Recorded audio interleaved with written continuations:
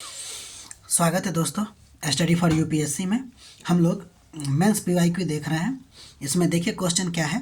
भारत के संविधान में संविधान संशोधन यानी कि संशोधन प्रक्रिया का सामान्य विशेषता बतलाना है। ठीक है, ध्यान दीजिएगा। ये जो हम ईयर इसमें नहीं लिख रहे हैं क्योंकि ये जो है ना, हम बहुत ही बैक से क्वेश्चन उठाने की कोशिश कर रहे हैं ताकि आसान हो और हम लोग बना सके। ठीक है, क्योंकि वर्तमान का क्वेश्चन थोड़ा सा हार्ड होता है और वो करंट के साथ जुड़ता है। हम लोग अभी शुरुआत ही कर रहे हैं पढ़ाई का, तो सिंपल क्वेश्चन ही बनाने में सक्षम होंगे। ठीक है, इसीलिए ये लेके चल रहे हैं। ठीक है, तो बढ़ते हैं आगे।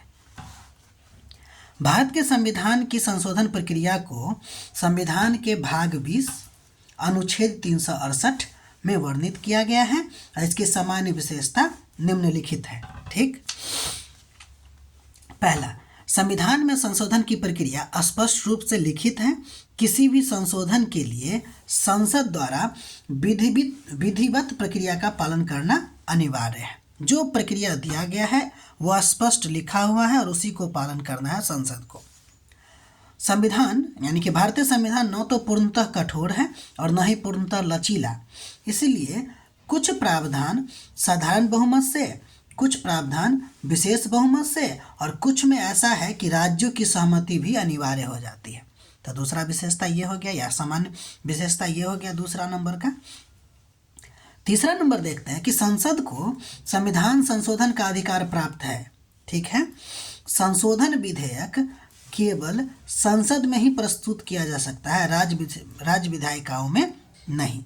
ठीक, अगला नंबर विशेषता, अधिकांश संशोधनों के लिए विशेष बहुमत की व्यवस्था है। ठीक है, हालांकि संघीय ढांचे से संबंधित विषयों में संशोधन हेतु आधे राज्यों की विधानसभा की स्वीकृति भी आवश्यक होती है। ये इसका चौथा नंबर का सामान्य विशेषता होगा। अब आगे देखते हैं न्यायिक समीक्षा की व्यवस्था है कि नहीं। तो देखिए, संविधान संशोधन को न्यायिक समीक्षा के अधीन रखा गया है। सर्वोच्च न्यायालय केशवानंद भारती वाद में प्रतिपादित मूल संरचना सिद्धांत के अंतर्गत संविधान की मूल भावना को क्षति पहुंचाने वाले संशोधन को असंवैधानिक घोषित कर सकती है। ये भी इसके विशेषता में हम लोग लिखने की कोशिश करेंगे। अब आगे बढ़ते हैं भारतीय संविधान की संशोधन की प्रक्रिया। ठीक है, तो लचीलापन है इसमें और स्थिरता दोनों को समाहित करता है और यही विशेषता इसे समयानुकूल यानी कि समय के अनुकूल, परिवर्तनशील और इसकी मूल संरचना को सुरक्षित रखती है। ठीक है, तो इसको आप लोग लिखने की कोशिश कीजिएगा। हमारा प्रयास अच्छा लग रहा है तो लाइक कीजिएगा, शेयर कीजिएगा, सब्सक्राइब कीजिएगा और अपना पढ़ाई करते रहिएगा। मिलते हैं नेक्स्ट वीडियो में।